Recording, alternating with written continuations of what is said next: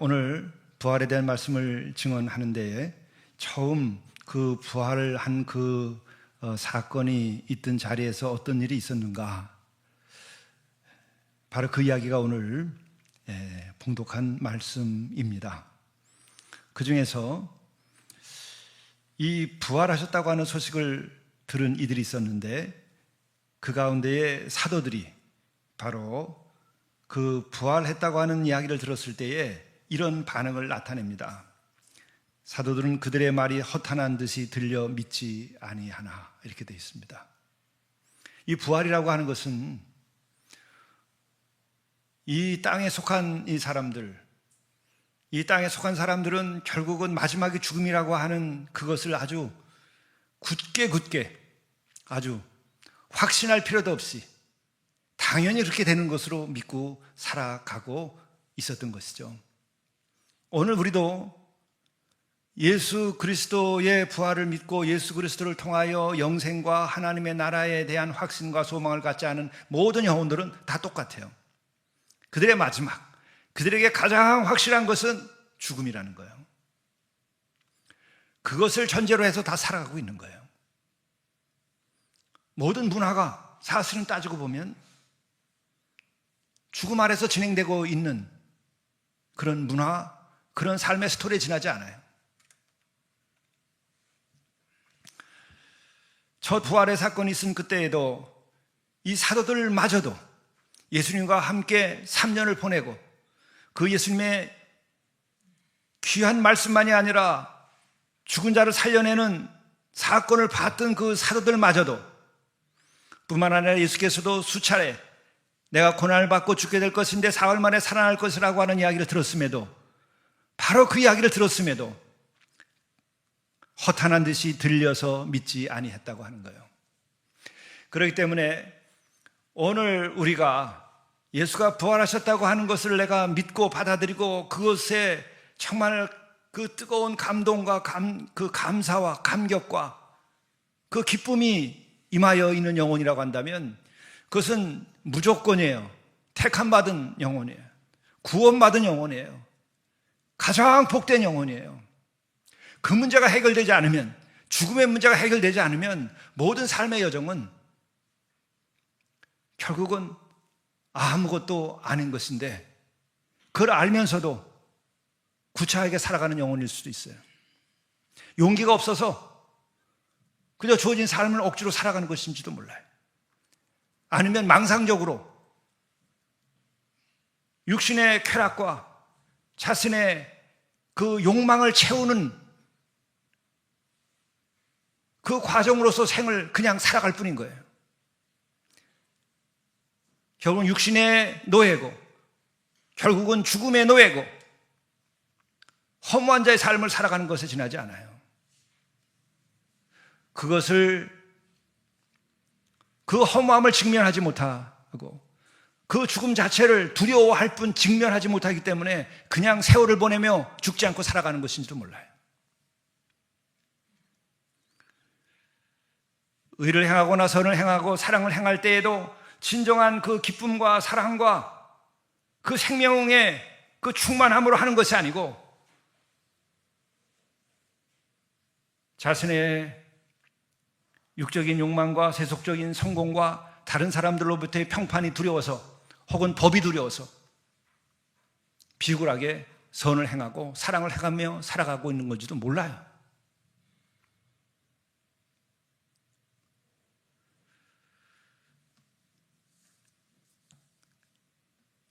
바로 오늘 이 부활의 사건은, 그래서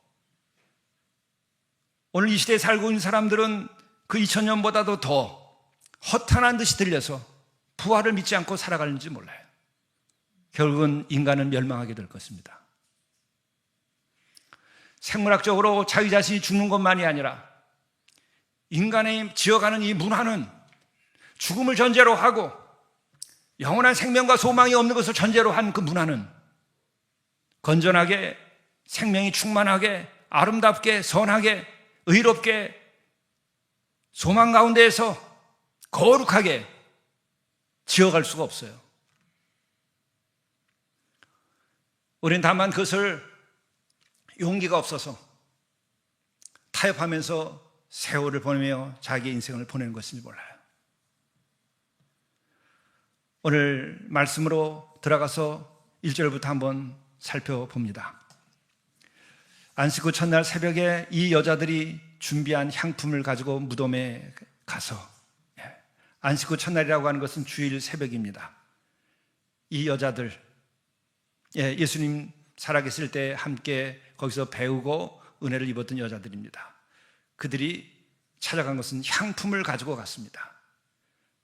향품이라고 하는 것은 죽음 아래 살아가는 인간들이 그 삶의 맨 마지막에 인간의 도리로서 마지막 사랑을 서로 나누고 서로 위로하는 과정일 뿐이에요. 실은 아무런 의미가 없는 것입니다. 향품을 발랐다고 해서 그 시체가 살아나는 것도 아니고, 향품을 발랐다고 해서 썩지 아니하는 것도 아니고, 향품을 발랐다고 해가지고 썩은 내가 나지 아니하는 것이 아닙니다. 이 인간의 한계를 말하는 것이에요. 인간이 마지막 그래도 한 인간에 대하여서 진정한 사랑을 행하는 예식이지만,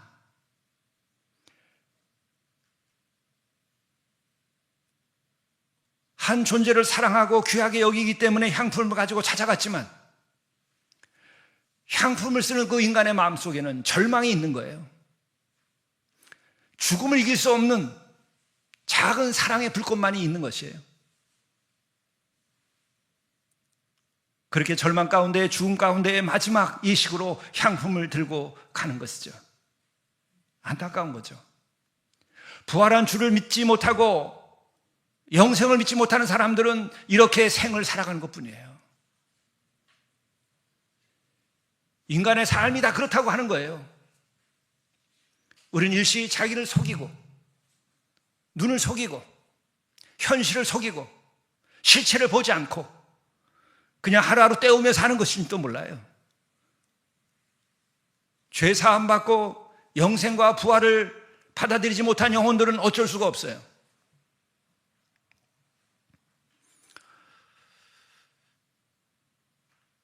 그 향품은 이미 죽음에 대한 예언으로서 동방박사가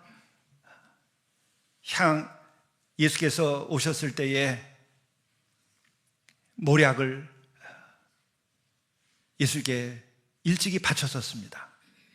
마리아는 또한 예수님의 죽음을 생각해서 그는 나드 한 근, 자기 한 1년 동안 노동자들이 일을 해서 얻을 수 있는 그 비싼 향유를 깨서 예수님의 발에 붓고 본인의 머리칼로 예수님의 발을 씻겼던 일이 있습니다.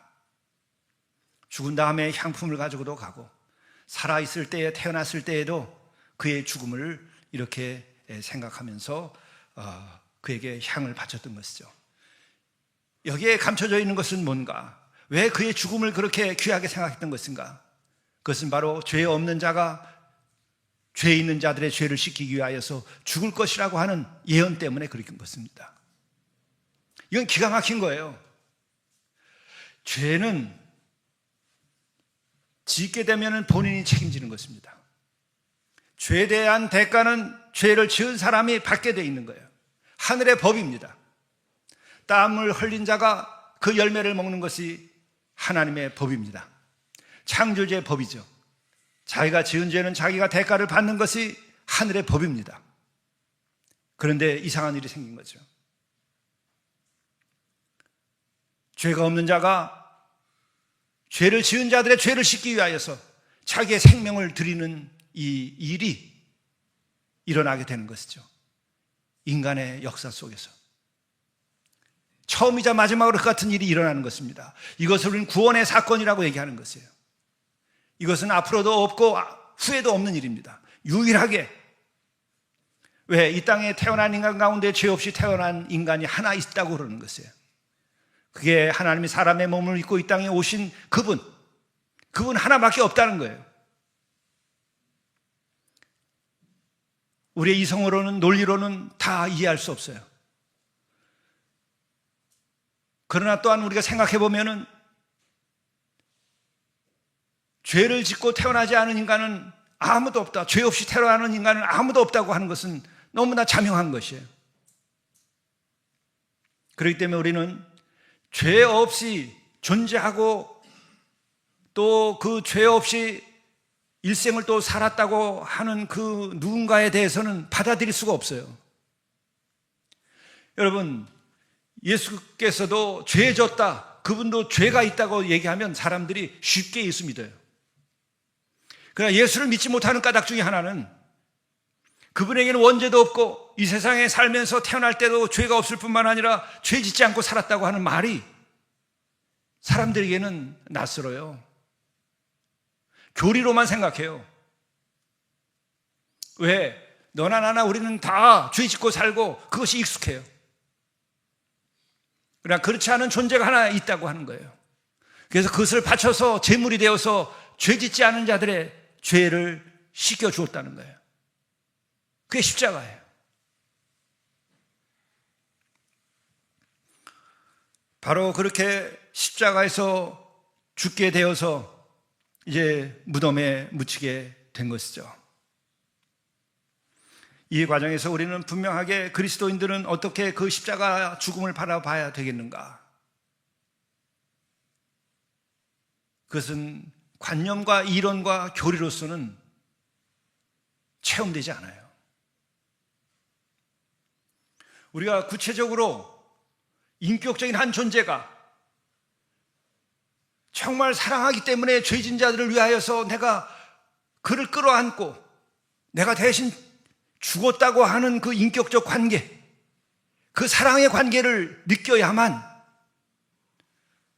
그 십자가에 흘린 피가 내 얼굴에 떨어지고 내 옷을 적시고 이 땅에 적실 때에 정말 우리는 그것에서 감동을 받으며 통곡을 하고 눈물을 흘릴 수밖에 없는 그 순간이 와야 그 십자가에서 죽은 그가, 그리고 그 십자가에서 흘린 그 피가 나의 죄를 씻기고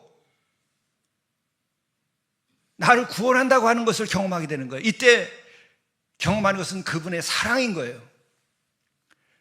그의 피는 어떤 매직을 가지고 있는 것이 아니고 그의 피 안에는 내 죄를 대신하겠다고 하는 그 사랑이 거기에 시뻘겋게 물들어 있기 때문에 그것 때문에 우리가 죄식임을 받는 거예요.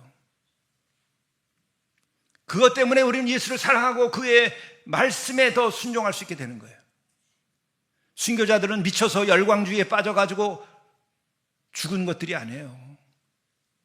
내 생명을 들여서 그를 위하여 죽더라도 그가 나를 사랑하고 나를 위하여 죽은 것이 더 감격스럽고 더 사랑이 넘치기 때문에, 너무도 거룩하기 때문에, 너무나 감사하기 때문에 그 감화와 감동으로 복음을 증언하고 예수를 증언하고 또한 죽어가는 영혼들을 살리기 위하여서 자기가 경험한 죄 사함의 경험과 부활을 통하여 경험하는 영생에 대한 확신과 하나님의 나라가 그 마음속에 임하여 있기 때문에 죽음을 넘어서서 웃으며 순교할 수 있었던 거예요.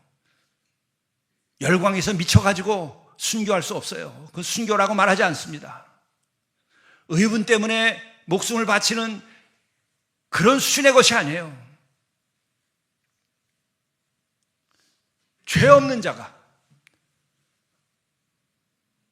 죄를 지은 나를 너무나 사랑하기 때문에 대신 그가 피를 흘린 그 피를 내가 느낄 수 있어야 그분과의 만남, 그분과의 신앙, 그가 나의 그리스도가 되는 거예요. 그 경험이 올 때 우리는 그 사랑의 체험이 나로 하여금 새 삶을 살아가게 해요. 육적인 에너지로 살고 탐욕의 에너지로 살고 자기 교만의 에너지로 살던 것이 거룩한 사랑의 에너지로 살아가게 되는 거예요. 그때 내가 성화되는 것이지 일부러 내가 도를 닦아서 거룩해지는 것이 아니에요. 내가 윤리적인 결단을 해서 내가 선을 행하는 것이 아니라 그 완전하신 분이 나를 사랑하여서 그의 생명을 바쳤기 때문에, 그 사랑으로 내가 구원받았기 때문에 그 피가 너무나 감격스러워서 내가 바뀌어버리는 거예요. 내가 그 사랑의 감화 감동으로 인하여 나에게 사랑이 시작되는 거예요. 윤리적 결단이 아닙니다. 사랑의 보혈로 내가 변화되는 것이에요. 그렇게 경험되지 아니하는 성도들은 교리로 윤리로 간신히 견디기 때문에 안타까워요. 그래서 예수께서는 당신이 가신 다음에 약속하신 게 있어요. 보혜사 성령을 너희들에게 보내리라. 그 성령이 우리에게 임하였을 때 우리의 마음이 예수 그리스도의 사랑을 경험하게 되는 거예요. 예수님의 말씀을 내가 진정으로 경험하게 되는 거예요. 그래서 성령이 임하지 않으면 우리는 그 예수 그리스도의 나를 위하여 죽은 그 사랑이, 그 피가 나를 향한 피로 느껴지지 않아요. 왜? 내가 지금까지 살아오고 내가 경험한 것은 그런 사랑의 피를 경험해 온 일이 없어요. 내 마음속에 그런 사랑을 내가 해본 일이 없어요. 여러분의 사랑이나 내 사랑이 다 이기적인 계산 아래에 있는 것이지 사랑 자체가 해방되어서 그 사랑으로 내가 사랑하지 않았단 말이에요. 그래서 그분의 거룩한 사랑, 십자가에서 죄 없는 자의 그 피 흘림이 얼마나 큰 사랑인지를 느낄 수가 없는 거예요. 그래서 성령의 그 사랑의 감동이 있어야 내가 그 사랑을 느껴서 예수를 그리스도로 고백하게 되고, 그 사랑의 감동에서 나는 죄인이라고. 왜? 사랑이 없고 이기적이기 때문에, 나는 나밖에 모르기 때문에 회개하는 거예요. 나는 하나님을 모르고 내가 전부이기 때문에 회개하는 거예요. 여러분이 스스로 여러분이 지금 여러분으로서 처음부터 시작됐습니까? 여러분의 어머니 아버지 없이 여러분들이 이 세상에 났습니까? 엉덩이에 뿔난 자식, 철들지 않은 자식은 다 자기의 삶이 자기로부터 시작된 줄 알아요. 어머니 아버지의 사랑이 단절됐기 때문에 그래요. 교만하기 때문에 그래요. 교만은 곧 자기가 전부이고, 교만은 곧 사랑이 끊어졌기 때문에 교만해지는 거예요. 이기적인 성을 쌓고 사는 사람들, 교만한 사람들이에요. 사랑이 끊어진 사람들이에요. 나밖에 모르는 자들이에요. 부모에 대해서도 철나지 않은 자식은 그래요. 철나지 않은 인간, 이 피조물들은 자기네들로부터 이 천지와 자신들의 생명이 시작된 줄 알아요. 만물을 주신 하나님과의, 하늘 아버지와의 관계가 끊어졌기 때문에 이기적이고 독단적이고 사랑이 없어요. 그렇기 때문에 나를 위하여서 보혈을 흘리고 죽었다고 하는 그분의 사랑을 느낄 수가 없어요. 나에게 사랑이 없기 때문에 그런 거예요. 그러나 성령이 나에게 감화와 감동을 줄 때 나는 나의 닫혀진 마음이 열려요. 나의 교만한 마음이 무너져요. 나의 이기적인 것이 무너져요. 하나님과의 단절되었던 내 마음이 열리면서 절절히 죄 없는 자가 나의 죄를 위하여 피를 흘리고 죽었다고 하고 그렇게 속죄의 대가를 치루었다고 하는 것이 믿어져요. 진짜로. 그 사랑이 전혀 느껴지지 않던, 그 감각이 마비되어 있는 메말라버린 영혼이, 사랑이라고 요만큼도 남지 않은 그 육적인 욕망밖에 없는 그 한 영혼이 거룩한 사랑을 알게 되는 거예요. 아가페라는 것을 알게 되는 거예요. 그때 저는 죄인으로서이다가 처음 나오는 거예요. 나는 죄인으로서이다. 당신이 나를 위하여 이렇게 죽으셨군요. 그 사랑의 피를 경험할 때에 우리는 비로소 그분을 기념하게 되는 거예요.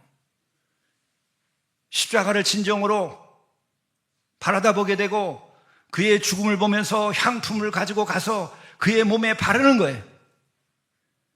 저 때문에, 이 죄인 때문에.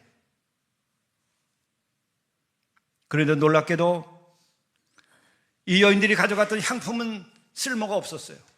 이미 그는 부활했어요. 그 무덤은 비워졌어요.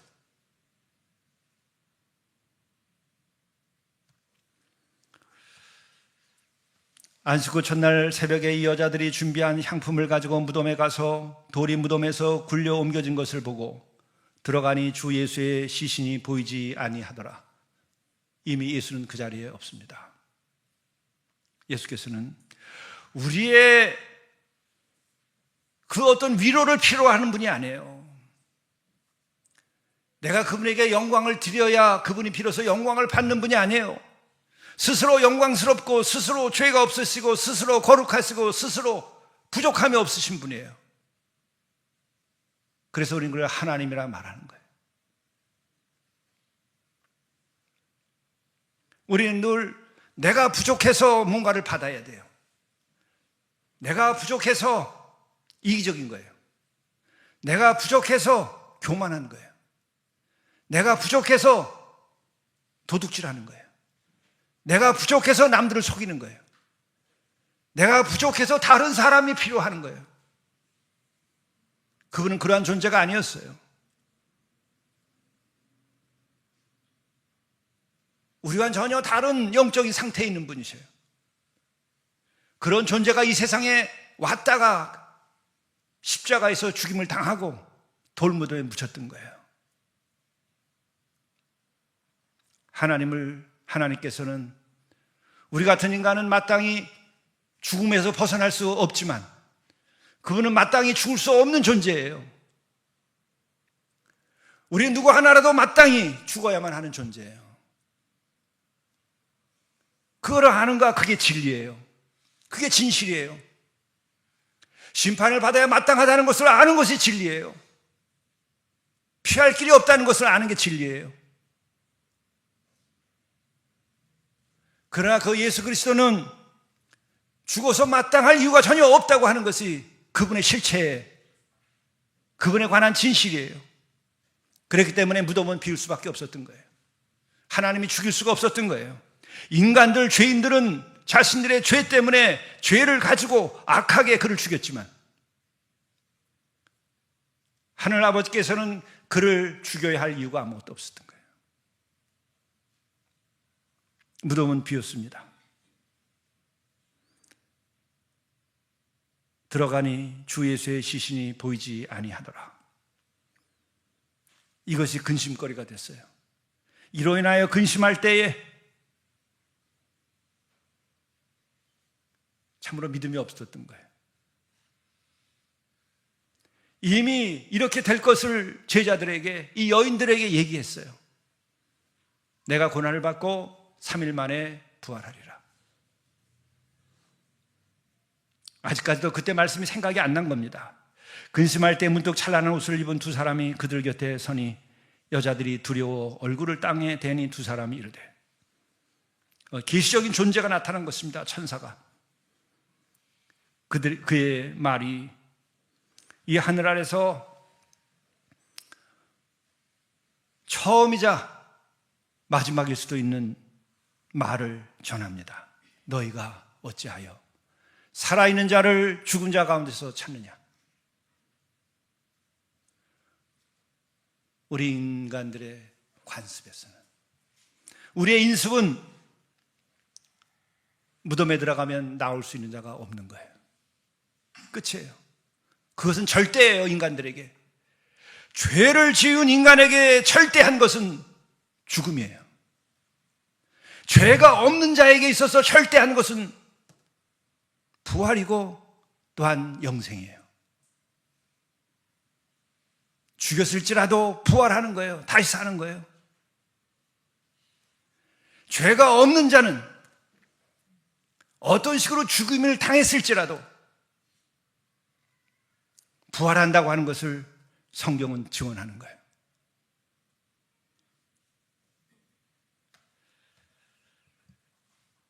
너희가 어찌하여 살아있는 자를 죽은 자 가운데서 찾느냐? 여기에 계시지 않고 살아났느니라. 갈릴리에 계실 때 너희에게 어떻게 말씀하셨는지를 기억하라. 예수께서 허투게 말씀하신 바가 없어요. 그분 자체가 진리입니다. 우리는 뭔가를 지어내고 뭔가를 배워야 되고 뭔가를 우리는 빌려다가 그 지식을 써요. 그러면서 아주 시끄럽게 만들어요. 온 세상을. 자기 인생도 시끄럽게 만들고 사랑의 관계도 시끄럽게 만들고 온 세상도 다 시끄럽게 만들어요. 매일 그렇게 하고 살잖아요. 죄악된 세상이에요, 이것이. 이게 아름답다고요? 죄악이지.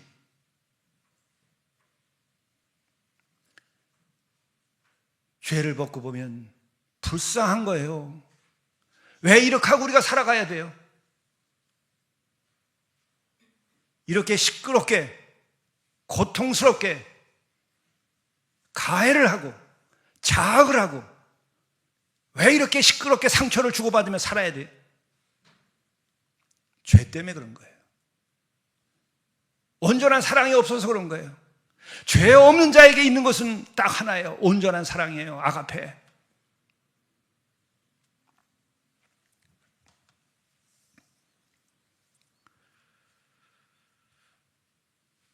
그분은 입을 여시는 것마다 진리이고, 그분은 아무리 많은 이야기를 해도 시끄럽지 않아요.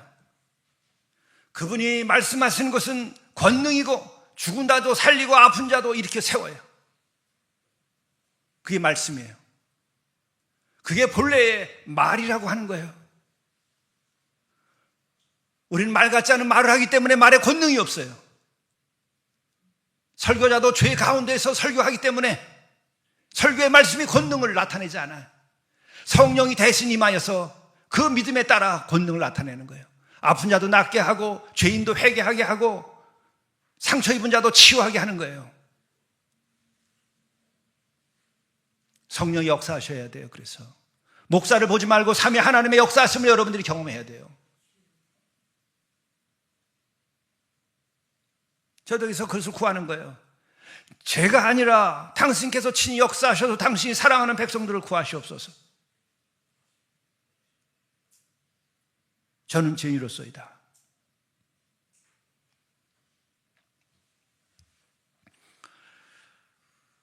예수께서 하신 말씀, 아무도 믿기 어려웠었던 말씀이에요. 내가 고난을 받고 살아나리라.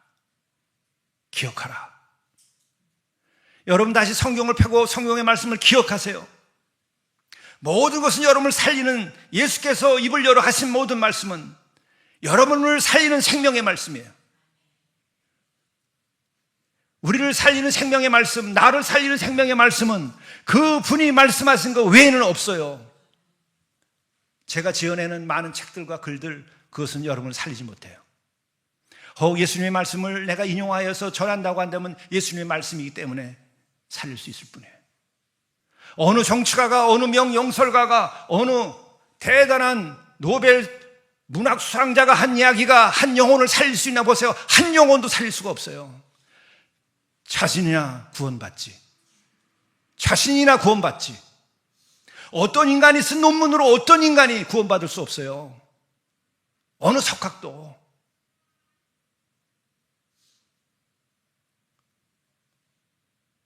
수학의 노벨상이라고 하는 무슨 상을 받은 사람들이 수학적으로 뭘 풀면 그것이 구원을 주나요?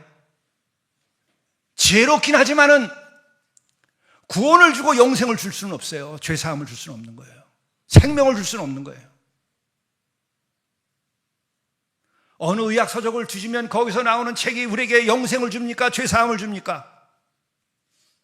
그저 고장난 생명을 조금 연장할 뿐이에요.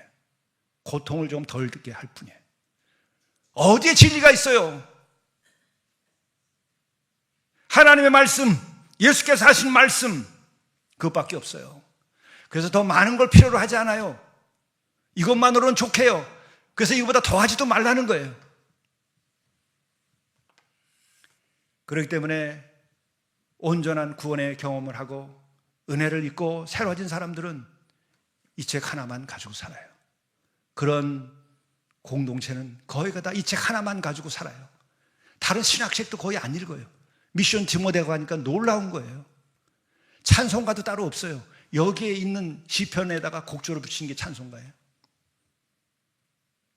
무슨 다른 사람들이 만들어 놓은 여기에 해석이 그렇게 필요합니까? 성령께서 이 말씀 가지고 역사하면 더 뭐가 더 필요하겠어요? 기억하라. 주께서 그때 하신 말씀을.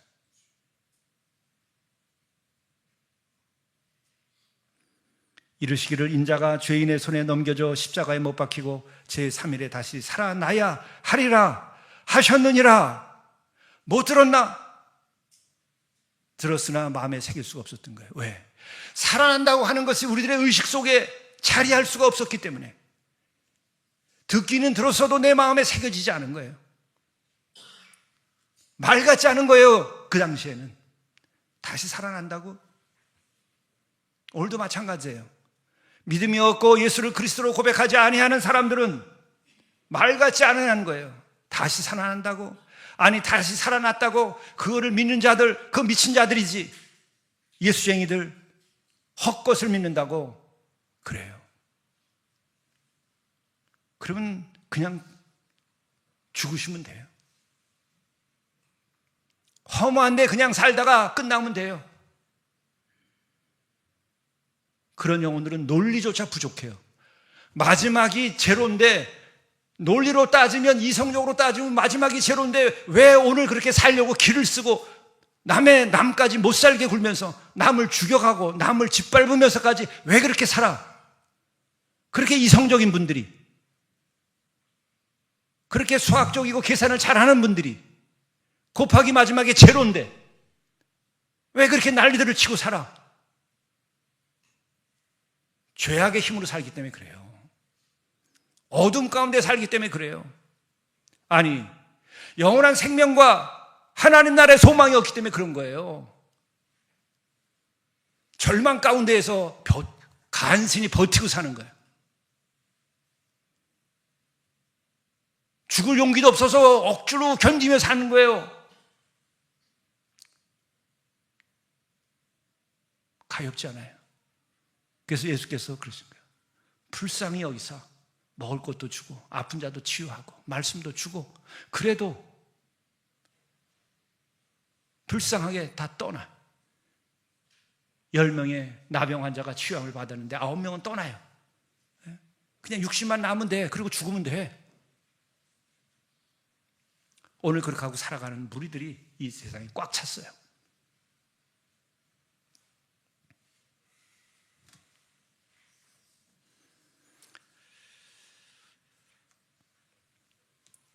그런데 놀랍게도 이 향품을 준비해 가져갔었던 여인들은 8절입니다.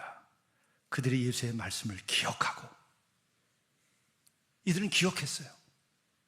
적어도 그 예수님과의 그 거룩한 영적인 교제, 사랑의 교제, 말씀의 교제를 나누고 그 거룩한 하나님의 사랑을 느꼈었던 그들이었기 때문에 오늘 이 빈 무덤을 보면서 허탄하게만 생각하지 않고, 두려워만 하지 않고, 이상한 일이라고만 생각하지 않고 제3일에 다시 살아나야 하리라고 하는 그 말씀을 들었을 때에 이들은 말씀을 기억했다는 거예요. 이때 기억은 다시 회복시켰다는 것을 말하는 거예요.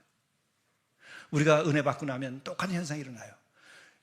어렸을 때 혹은 청소년기 때 언젠가 내가 외우고 내가 생각했던 말씀들이요, 은혜 받고 나면 이것이 막 기억이 돼요. 막 살아나요. 이때 기억이라고 하는 것은 단순한 잊어먹었던 것을 기억한다는 것이 아니라 그 말씀의 능력이 나에게 살아난다는 것을 말하는 거예요. 성령의 역사심입니다.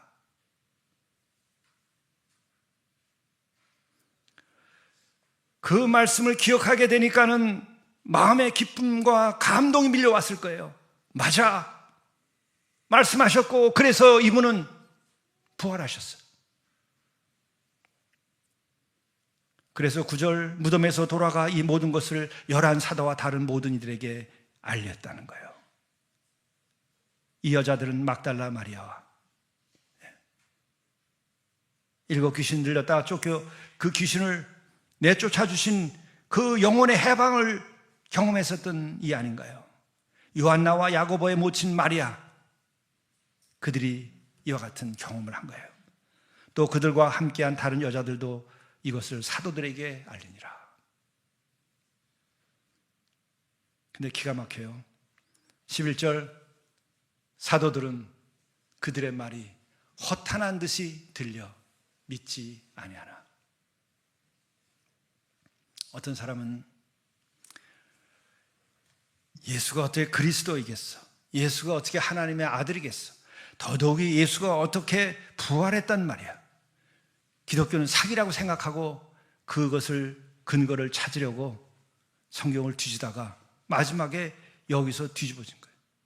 성경을 가짜로 썼다고 한다면 이 사도들이 이 같은 얘기를 들었을 때에 맞아, 부활하신다고 했으니까 했을 거야 라고 얘기했을 거라는 거예요. 제가 한번 생각해봐도 이 성경은 미화하기 위해서 쓰여지지 않았다는 것을 자기가 알게 됐다는 거예요. 이 제자라는 자들, 사도라는 자들도 허탄하게 생각해서 믿지 않았다는 거예요. 이걸 지어내겠어요?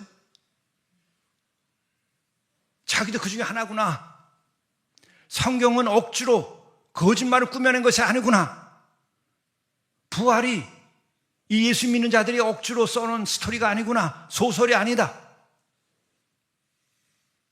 그것을 깨닫고 무릎을 꿇고 예수를 그리스도로 영접하고 그의 십자가의 죽음과 그것을 통한 죄의 사함과 그리고 부활을 믿게 됐다는 거예요.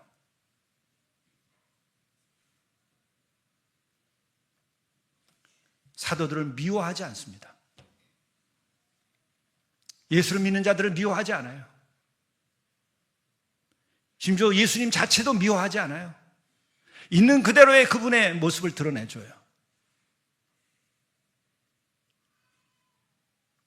그러자 베드로는 일어나서 무덤에 달려가서 굽혀 들여다보니 세마포만 보이는지라. 참 여기서 재밌어요. 11사도 하나는 이미 스스로 목숨을 끊었어요. 가로주다. 십자가에서 예수가 죽기 전에 팔아먹었어요. 그러나 십자가에서 예수가 죽게 되는 것을 본 다음에는 자기가 자살할 수밖에 없었어요. 왜 그랬을까요? 양심의 가책 때문에? 물론 그럴 수 있어요. 근데 왜 양심의 가책을 갑자기 더 받죠? 은 30냥에 자기 스승을 팔았는데 자기의 스승은 자기를 정죄하지 않았어요. 예수께서는 불쌍히 여기셨어요. 가룟유다를 향해서 네가 차라리 태어나지 않았으면 이런 죄를 짓지 않았을 텐데. 야 이놈아, 왜 네가 나를 팔아먹고 나를 죽이려고 하느냐? 이러지 않으셨어요. 그의 운명을 불쌍하게 생각했어요. 그 마지막 그 모습에서 아마 뭔가 새로운 전기가 일어났을 거예요. 그리고 십자가에서 피를 흘리며 그 죽어가는 것을 먼 발치에서 봤을 때 견디지 못했을 거예요. 나를 향한 사랑의 진실을 견디지 못했을 거예요. 바로 그것이 복음의 힘이에요. 그게 바로 예수의 힘이에요.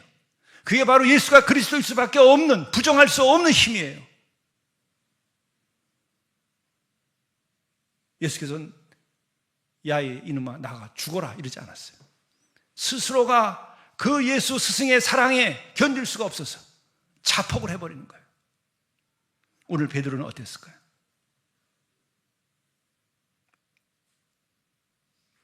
내가 나를 부인할 것이다 얘기를 하니까 아닙니다. 여기에 있는 제자들 정말 베드로 그거 보면은 꼴 같지 않아. 아니 같이 한솥밥에 먹고 같이 지냈는데 뭐 그렇게 자긴 잘났어. 그래서 여기에 있는 이들은 다 배반해도 다 부인해도 나는 부인 안 할 겁니다. 죽기까지 나는 그렇게 하겠습니다. 불쑥 났어. 그래요. 그때 예수께서 닭이 3번 울기 전에 2번 운 거죠. 내가 나를 3번 부인하리라. 실제로 주님 앞에서 면전에서 나는 모른다고 그래. 야, 이거 기가 막힌 거예요. 어떻게 그럴 수가 있어요? 나는 모른다고. 자기가 살기 위해서 그러는 거예요. 근데 그때 닭이 2번 울어요. 그때 기억이 나는 거예요. 말씀이 기억이 나는 거예요.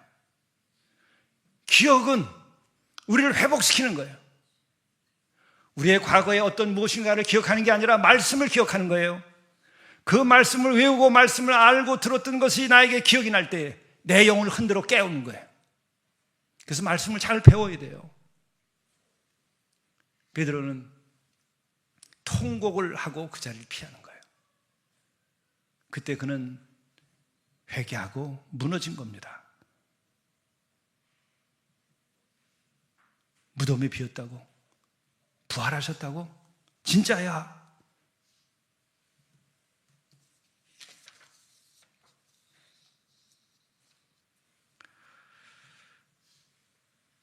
그는 그 가슴 속에 남아 있었던 죄책감, 후회, 그 뭔가가 이제 살아계신 주님을 내가 보고 내가 이제는 회개하고 용서받고 싶은 마음이 있었을 거예요.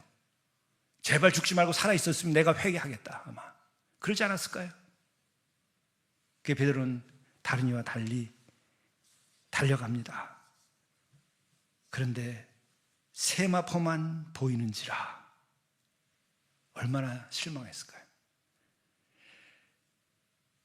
죄책감과 후회감 때문에 고통받고 있다가 이제 예수께서 다시 살아나셨다고 하니까 이제 나는 용서받고 싶은 거예요. 내가 다시 당신을 사랑합니다 말하고 싶은 거예요. 세모포만 보이는 거예요. 얼마나 마음에 안타까움이 찾아왔을까요? 그래서 그는 집으로 돌아가니라. 아마 허탈함을 안고, 그러나 부활했다고 하는 것을 알았기 때문에 그는 그 스승이요 그리스도이신 예수 그리스도에 대한 자신의 그 믿음을 새롭게 하면서 그는 집으로 돌아갔을 것입니다. 여기서 우리는 한 가지 좀 더 생각할 필요가 있습니다. 이 여인과 이 제자들에게 이 천사가 전하는 말이 있어요. 그 말을 기억하라. 그 말을 기억하라. 우리가 하나님의 말씀, 이것을 회복시켜야 돼요. 그러려면 어떻게 되는가? 그 주님과의 관계가 잘 회복이 돼야 돼요.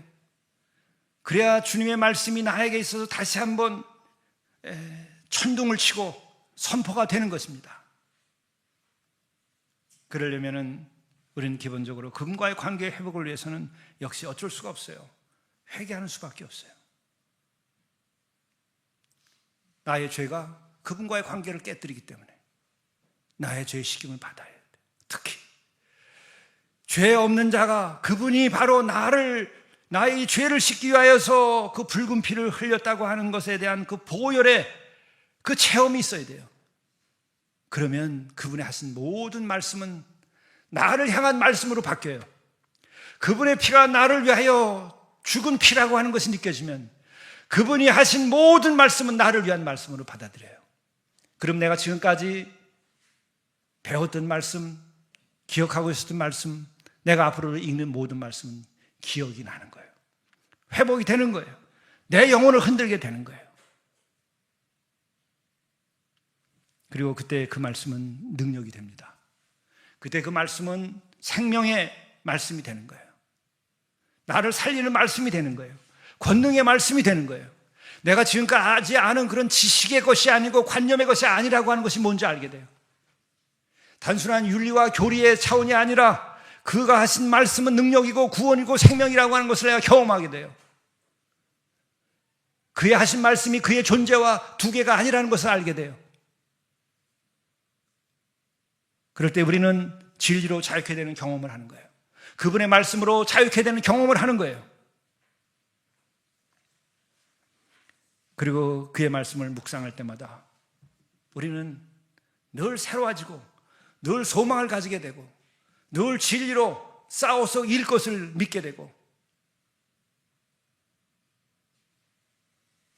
그 말씀이 생명이 되고 더 나아가서 그 말씀을 묵상할 때에 바로 예수 그리스도가 나에게 임하는 경험을 하고 뿐만 아니라 나와 함께하는 그분이 부활하신 주로서 나에게 영원한 생명을 주시며 하나님의 나라까지 나와 함께 하신다는 것을 경험하게 되는 거예요.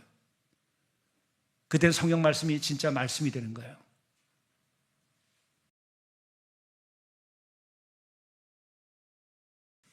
부활의 이야기가 아니라 부활하신 우리 주님을 믿고 또 그래서 우리가 주님께서 하신 그 말씀을 우리가 다시 한번 회복하는, 기억하는 은혜를 우리들에게 허락해 주옵소서. 무덤을 찾아 들어가는 죽음을 찾는 습관을 버리고, 빈 무덤이 있음을 우리가 알고, 죽음의 습관을 버리고, 절망의 습관을 버리고, 죄의 습관을 버리고 생명의 길로 나갈 수 있게 도와주시고, 부활한 주님과 다시 인생을 시작할 수 있게 도와주옵소서. 부활한 주가 우리와 함께 하심으로 인하여서 우리가 영생의 소망을 가지고 하나님의 나라를 오늘 우리가 누리며 살아갈 수 있도록 인도하여 주시옵소서. 우리의 지나는 모든 죄와 우리의 부족함은 십자가의 못을 받고, 거기서 부활하신 우리 주님과 더불어서 새 생명으로 영생의 기쁨 가운데 살아갈 수 있게 도와주시고, 우리가 하늘 아버지와 함께 살아가는 여정이 오늘 이 순간부터 이루어지도록 도와주옵소서. 우리에게 남아있는 과거의 상처나 실패나 우리의 또 두려움이나 그리고 죄, 모든 것들이 예수 그리스도의 보혈로 씻김을 받고 예수 그리스도의 부활하심으로 새 생명으로 어둠이 없고 죽음이 없고 절망이 없는 새 삶을 살아갈 수 있도록 인도하여 주옵소서. 예수 그리스도의 이름으로 간절히 구하옵나이다. 아멘. 내 영혼이 종이와 주가 죄짐 먹고 보니 슬픔 많은 이 세상도 천국으로 와도다. 할렐루야 찬양하세. 내 모든 죄 사함 받고 주 예수와 동행하니 그 어디나 하늘나라. 주의 얼굴 뵙기 전에 멀리 뵈던 하늘나라. 내 마음속에 이루어지니 날로 가깝도다. 할렐루야 찬양하세. 내 모든 죄 사함 받고 주 예수와 동행하니 그 어디나 하늘나라.